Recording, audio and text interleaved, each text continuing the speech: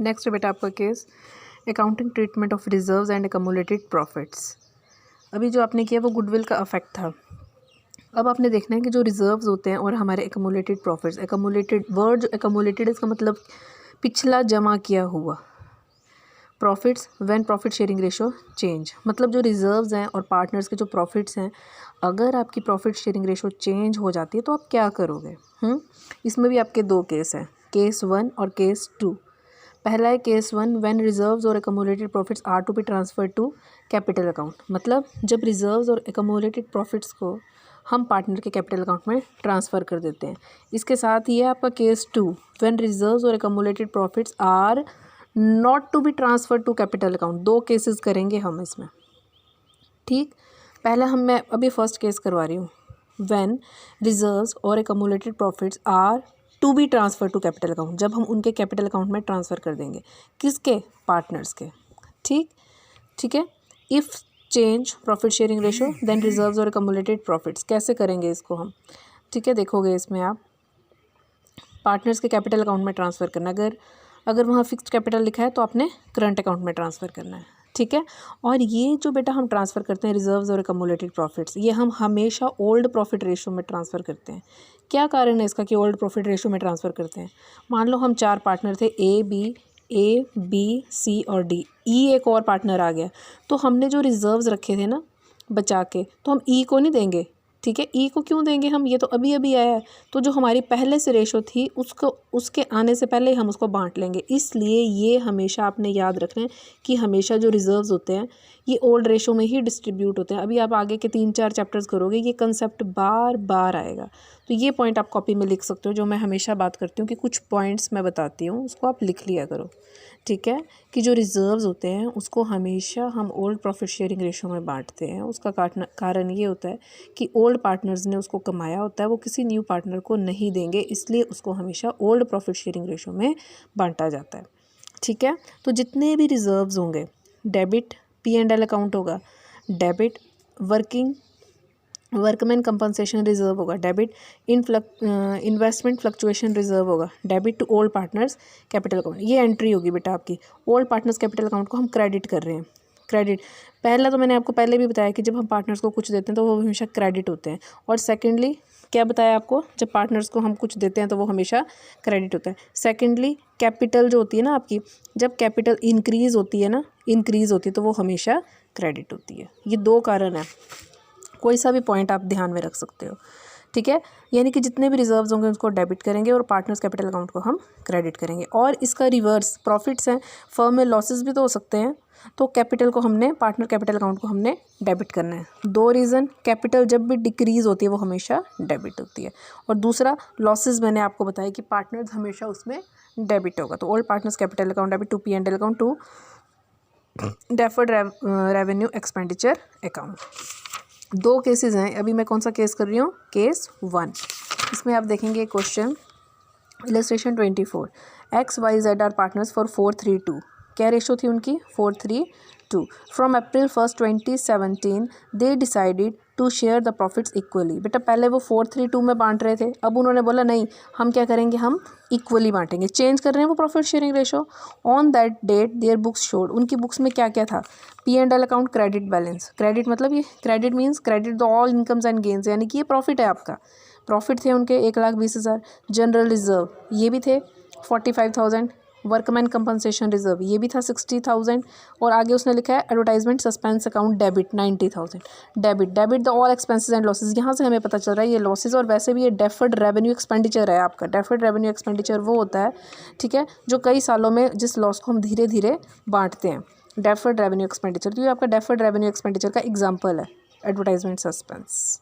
तो कह रहा है पास जर्नल एंट्री, कुछ नहीं बोला उसने आपको, सिर्फ ये बोला देखो एक तो उनकी प्रॉफिट शेयरिंग रेशो चेंज हो रही है, पहले वो 4:3:2 में बांट रहे थे, अब उन्होंने इक्वली बांटना स्टार्ट कर दिया, ठीक है। ये चीज़ें उनके अकाउंट में है, तो बोल रहा है बताओ क्या करोगे आप।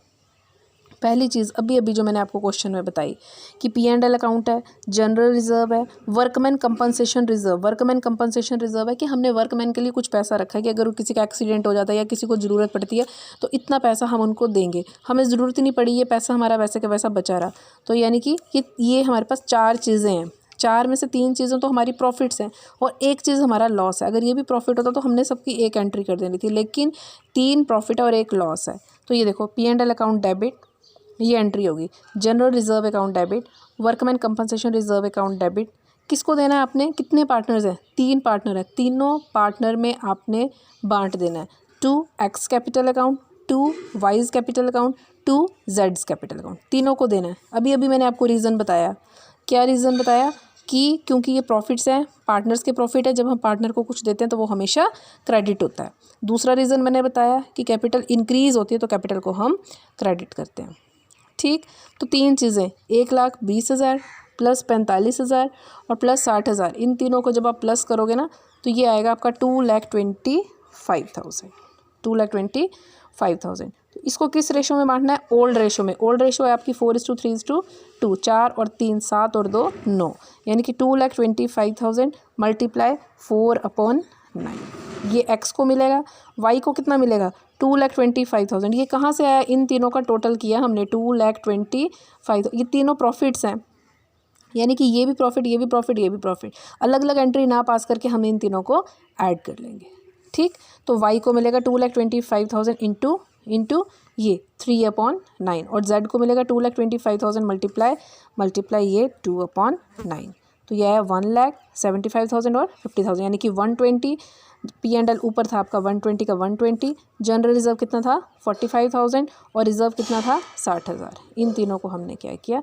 पार्टनर्स में बांट दिया। बीइंग अनडिस्ट्रीब्यूटेड प्रॉफिट्स ट्रांसफ़र, क्योंकि हमारे जो प्रॉफिट्स थे वो हमने पार्टनर्स में बांट दिए। उसके बाद बेटा डेफर्ड रेवेन्यू एक्सपेंडिचर है, ये एडवर्टाइजमेंट सस्पेंस डेबिट है, ये 90,000। तो ये पार्टनर्स का लॉस है, पार्टनर्स इसमें क्या होंगे? डेबिट होंगे। तो एंट्री होगी आपकी, ये देखो मैंने अभी पीछे भी लिखवाई है आपको एंट्री, कि जब कोई लॉस होगा तो old partners capital account debit होगा टू P&L अकाउंट, लिखवाया ना आपको। तो ये old partners capital account debit, partner कितने हैं? 3, X capital account debit, Y's capital account debit, जेड्स capital account debit, to advertisement suspense. कितना एडवर्टाइजमेंट सस्पेंस? 90,000 है। तो ये आ गया आपका 90,000। किस रेशो में? ओल्ड रेशो में। 90,000 इंटू 4/9 ये 40,000, 90,000 इंटू 3/9 ये 30,000, फिर 90,000 इंटू 2/9 ये 20,000। Being advertisement suspense transferred. देखो ये इस क्वेश्चन में आप ध्यान रखेंगे, हमें कैसे पता चल रहा है? एक तो हमारी रेशो चेंज हो रही है, पहले कुछ और थी, फिर कुछ और हुई, फिर उनकी बुक्स में ये बैलेंस है तो बोल रहा है एक एंट्री पास करो। ये केस 1 है, अभी केस 2 भी करवाना है मैंने आपको। ठीक, आया समझिए? ऐसे ही आपका इलस्ट्रेशन 25 है। A and B are partners for 2:1। पहले वो 2:1 में बांट रहे थे। From April 1, 2017 they decided to share profits into 3:2। पहले उनकी ये रेशो थी, अब उन्होंने रेशो चेंज कर ली, इतनी कर ली। On that date P&L account showed a debit balance. Debit मतलब this is your loss. Debit all expenses and losses. अगर डेबिट लिखा है तो लॉस है, क्रेडिट लिखा है तो प्रॉफिट है। कई बार कुछ भी नहीं लिखा होगा, अगर कुछ भी नहीं लिखा है तो इसका मतलब ये हमारा प्रॉफिट है। Debit balance 60,000। अब ये भी आपने नोट में लिख लेना, कहीं पे कुछ नहीं लिखा है तो ये हमारा प्रॉफिट होता है। तो P&L में डेबिट बैलेंस में कितना है? 60,000। रिकॉर्ड द एंट्री, देखो बोल रहा है एक एंट्री करो। ठीक, डेबिट बैलेंस है, लॉस है, लॉसेस की एंट्री आपको मैंने क्या बताई? Old partners capital account debit to P&L account. तो ओल्ड पार्टनर कौन कौन है? ए और बी। ठीक है, P&L में कितना पैसा बता रहा है ये? 60,000। तो ये लिख दिया आपने 60,000। इसको आपने ओल्ड रेशो में, इसका कोई काम नहीं है, न्यू रेशो का कोई काम नहीं है, क्योंकि ये हमारे अनडिस्ट्रीब्यूटेड प्रॉफिट या लॉसेज होते हैं। इसको हम ओल्ड रेशो में बांटते हैं। तो न्यू रेशो वैसे ही आपको दी हुई है, लेकिन हम इसको सिर्फ ओल्ड रेशो में बांटेंगे। 60,000 into 2/3 40,000, 60,000 into 1/3 20,000। Being undistributed losses now distributed.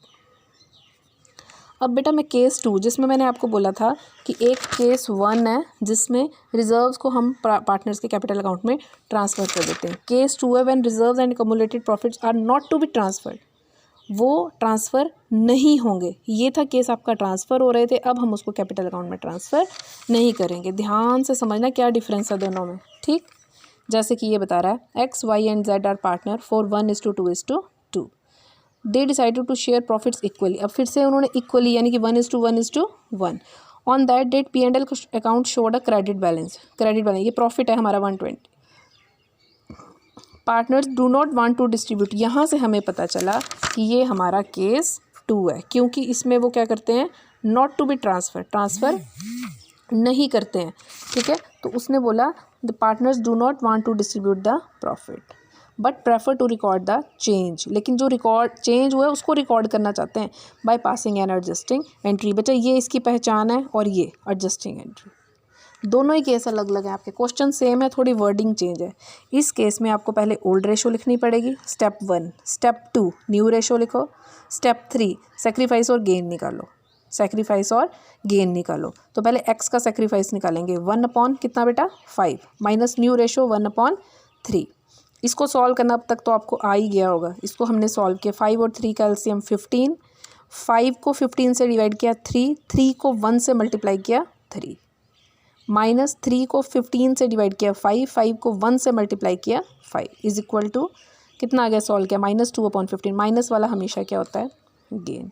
ऐसे ही एक्स वाई और जेड तीनों का निकालना है आपने। फिर वाई का old 2 upon 5 minus new ratio 1 upon 3। इसको सॉल्व किया, 5 और 3 का एलसीएम 15, 5 को 15 से डिवाइड किया 3 को 2 से मल्टीप्लाई किया 6, माइनस 3 को 15 से डिवाइड किया 5 को 1 से मल्टीप्लाई किया 5, 6 माइनस 5 यानी कि 1 अपॉन 15, ये प्लस में आ रहा है यानी कि सेक्रीफाइस। फिर जेड का 2 अपॉन 5 माइनस 1 अपॉन 3, 5 और 3 का एलसीएम निकाला 15, 5 को 15 से डिवाइड किया 3 को 2 से मल्टीप्लाई किया 6, माइनस 3 को 15 से डिवाइड किया 5 को 1 से मल्टीप्लाई किया 5, तो ये आ गया 1 अपॉन 15। ये भी आपका प्लस में आ रहा है, इसका मतलब सेक्रीफाइस। इसका मतलब एक पार्टनर गेन कर रहा है, दो पार्टनर सेक्रीफाइस कर रहे हैं, जैसे आप गुडविल वाले में कर रहे थे, सेम उस टाइप में, है ना। तो एक पार्टनर गेन कर रहा है, दो सेक्रीफाइस कर रहे हैं। आपको मैंने बोला था जो गेन करेगा उसको आपने डेबिट करना है, इसका मतलब एक्स इसमें डेबिट होगा। तो X capital account debit, Y और जेड सेक्रीफाइस कर रहे हैं इसलिए वो क्या हो जाएंगे आपके क्रेडिट हो जाएंगे to Y's capital account to जेड्स कैपिटल अकाउंट, ठीक है। तो इसका बैलेंस कितना था आपका 1,20,000 और रेशो कितनी आई है आपकी, रेशो आई है आपकी, ठीक है, एक मिनट, रेशो आई है आपकी, रेशो आई है आपकी कितनी आई है 2/15, ये 2/15, फिर 1/15, फिर 1/15, ये रेशो आई है, यानी कि 2/15, 1/15, 1/15। हाँ, ये अब आपने ध्यान रखना है कि 2:1 नहीं कर देना है, 2/4 नहीं कर देना है। ये 2/15 क्यों किया है आपने, ये 2/15 लेना है, ये ध्यान रखना है। जब कोई पार्टनर एक पार्टनर गेन करेगा बाकी सेक्रीफाइस करेंगे तो 2/4 नहीं करना है आपने, 2/15, ये पूरी की पूरी रेशो लेनी है आपने 2/15। तो कितनी थी वो, उसका पैसा कितना था 1,20,000 मल्टीप्लाई 2/15, ये कितना आया 16,000। वाई का 1,20,000 मल्टीप्लाई 1/15, ये कितना आया 8,000। और जेड का 1,20,000 मल्टीप्लाई 1/15, ये कितना आया 8,000। इसमें एक लास्ट क्वेश्चन है आपका ऐसे, illustration 30, A B C are partners for 2:3:4, they decided to share future profit in 4:3:2। पहले इतनी थी रेशो, फिर इतनी हो गई। अब उनके पास क्या क्या पड़ा हुआ है, जनरल रिजर्व पड़ा है, P&L में पैसा पड़ा है, एडवर्टाइजमेंट सस्पेंस ये डेबिट होता है हमेशा 15,000। You are required to give the necessary, very very important question. तो जो प्रॉफिट्स है ना बेटा, दो तरीके हैं इसको करने के, जितने भी प्रॉफिट है उनको प्लस कर लो, 40 और 20 कितना हो गया 60। एडवर्टाइजमेंट सस्पेंस कितना है 15, ये क्या कर दो माइनस, यानी कि ये पैसा है, देना ज़्यादा है लेना कम है, माइनस कर दो, तो यानी कि 45,000 अब हमने पार्टनर्स को देना है। या दो एंट्रीज भी आप कर सकते हो या ऐसे भी कर सकते हो, ठीक। फिर आप देखते हो सेक्रीफाइस या गेन, पहले ओल्ड रेशो फिर न्यू रेशो, फिर आपने देखना है ए कितना सेक्रीफाइस कर रहा है, यानी कि 2/9 माइनस 4/9। इसको सॉल्व किया तो यह आया -2/9, ये गेन आ रहा है, माइनस में आ रहा है गेन। फिर बी का 3/9, 3 कहाँ से आया, ये 3/9 माइनस न्यू रेशो 3/9, यानी कि 0। बी का कुछ भी नहीं है, बी हट जाएगा यहाँ से क्योंकि 0 में आ रहा है। सी 4/9 माइनस 2/9, 4/9 यहाँ से आ रहा है और 2/9 यहाँ से आ रहा है, ठीक। तो इसको सॉल्व किया, ये 2/9 ये आ रहा है सेक्रीफाइस। इसका मतलब ए का सेक्रीफाइस आ रहा है और सी का सेक्रीफाइस, ए का गेन आ रहा है, सी का सेक्रीफाइस, बी का कुछ भी नहीं है। तो जो गेन करता है उसको हम डेबिट करते हैं। तो A's capital account debit, B हट गया क्योंकि उसका 0 था। 2 सीज कैपिटल अकाउंट कितना था, नेट इफेक्ट 45,000 कहाँ से आया, ये वाला 45,000 आपका। और ये जो रेशो आई 2/9, तो 45,000 मल्टीप्लाई 2/9 यानी कि 10,000, और सी का 45,000 मल्टीप्लाई 2/9 10,000। ये कौन सा केस था कि जब वो कैपिटल अकाउंट में ट्रांसफ़र नहीं करेंगे। ये बेटा आपने ये ध्यान रखना है, केस 1 और केस 2, केस 1 और केस 2 दोनों ही केसेस में अलग अलग इफेक्ट हैं आपके। अगर केस 1 है उसमें उसने कुछ नहीं बोला है, they decided to share the profits equally on that date, ये दिया है आपको, ठीक है। इस केस में आप क्या करते हो, सीधे सीधे ओल्ड रेशो में बांट देते हो। ये P&L, general reserve, workman compensation, इन सबको आपने प्लस किया, ओल्ड रेशो में बांट दिया। ओल्ड और न्यू रेशो भी दी थी, न्यू से आपका कोई लेना देना नहीं है, ओल्ड में बांट दो। लेकिन जो आपका केस 2 है इसमें कुछ और तरीका है करने का।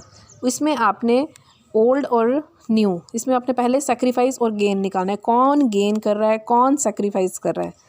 Number 1 step. नंबर 2, जो गेन कर रहा है उसको डेबिट कर दो, जो सेक्रीफाइस कर रहा है उसको क्रेडिट कर दो। और जो गेन में आपकी रेशो आई है 2/15, किसको बांट रहे हो आप, P&L बैलेंस को। जो P&L बैलेंस है 1,20,000, जो आप न्यू रेशो निकाल रहे हो या सेक्रीफाइस का गेन निकाल रहे हो उसमें बांट दो। दोनों ही केसेस आपके, केस 1 और केस 2 दोनों ही आपके अलग अलग है। केस 1 जो है उसमें हम ओल्ड रेशो में सीधे सीधे बांट देते हैं, न्यू रेशो का कोई हिसाब किताब नहीं है। लेकिन जो केस 2 है उसमें ओल्ड रेशो भी है, न्यू रेशो भी है। केस 2 में पहले हम सेक्रीफाइस और गेन निकालते हैं, जो पार्टनर गेन करता है उसको हम डेबिट कर देते हैं, जो पार्टनर सेक्रीफाइस करता है उसको हम क्रेडिट कर देते हैं। ठीक, ये केस 1 और केस 2 पता कैसे चलेगा, ओनली फ्रॉम लैंग्वेज। ये देखो, partners do not want to distribute the profit, this is case 2। Case 1, ये देखो, on that day P&L account showed a debit balance, record the entry. कुछ नहीं लिखा है, सिंपल केस है, केस 1 है। लेकिन केस 2 में partners do not want to distribute the profit, ये आपका केस 2 है।